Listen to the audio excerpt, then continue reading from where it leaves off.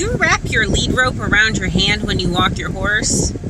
Do you walk behind your horse because they never kick?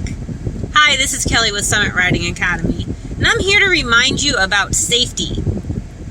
We often get very complacent when we're around horses a long time because we think that we know them and we think that everything's going to be okay. But I just wanted to remind everyone there's a reason for the safety practices that we all tell our clients, we all tell our friends, and that we've all been told many, many times. So, just a reminder, when you walk your horse, make sure that you hold with the right hand near their head. And in the lead rope, make sure you're not wrapping it around your hand. Make sure that it's folded so that if it were to come loose, that your hand would not be impacted in any way. You don't have your fingers in the way. You're not throwing it over your shoulder. You're not wrapping it around your neck. There's been instances of people having their hands broken. There's been instances of people having their neck broken and died. Just remember, we think our horse is fine, but they're still horses. They still can go and spook at something they don't understand. They still can get excited. But just be safe when you're leading your horses around.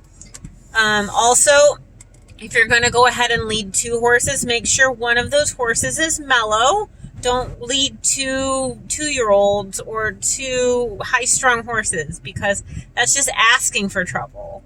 And make sure when you are leading that you only have 2 horses, not 6, because you only have 2 hands.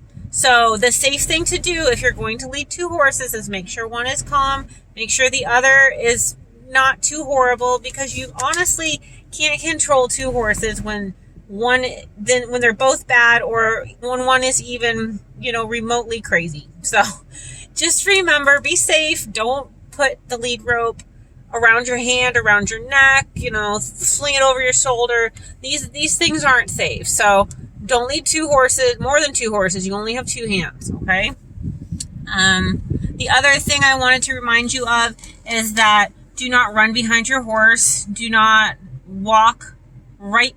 If you're going to walk behind a horse, it's safe to kind of run your hand along its bottom and then walk very close to the back end of them. Because if you were to get kicked, if you watch farriers, they always run their hand along the horse and they walk very close, because if you were to get kicked, there's not as much force as if you're farther away. So a lot of times we've been told to walk way, way behind the horse. But if you think about it, think about where the greatest force of their kick is. It's actually towards the end of where their back leg is. So you don't want to walk super far behind. So walk right behind their bottom. Make sure they know that you're there, because horses can't see right behind them.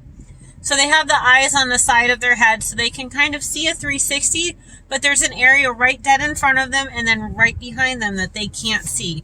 So if you were to do something sudden and they didn't see you and they just kind of see your hand fly out from the side, they're going to get scared and think they're being attacked because they're prey animals. So you want to make sure that they know you're there and that you move slowly and deliberately, and don't get yourself in a situation where you are going to get in danger.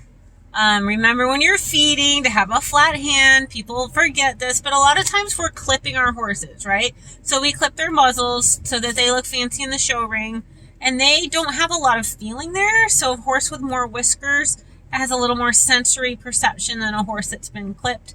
But even so, if you have a finger up like that, they're trying to look at carrots, they don't know that's a finger. They can't see right in front of their nose, so they're completely blind going in. They're kind of just going to grab for something and hope for the best.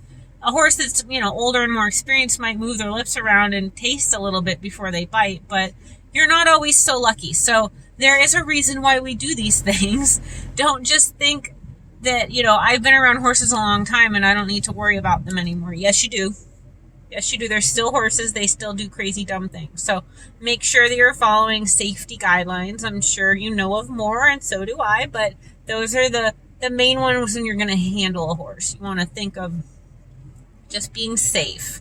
Okay? So I'm actually going to be starting a horsemanship course pretty soon, and that will be kind of a weekly 45-minute kind of a tutorial on what you need to look for in veterinary care or shoeing, or, all sorts of the stuff to take care of a horse, or kind of, what kind of horse sports are out there, what you should feed, how horses interact, that sort of thing. So if you're interested in that, go to my website, www.summitridingacademy.com, and I would be happy to teach you. Thanks. Have a great day.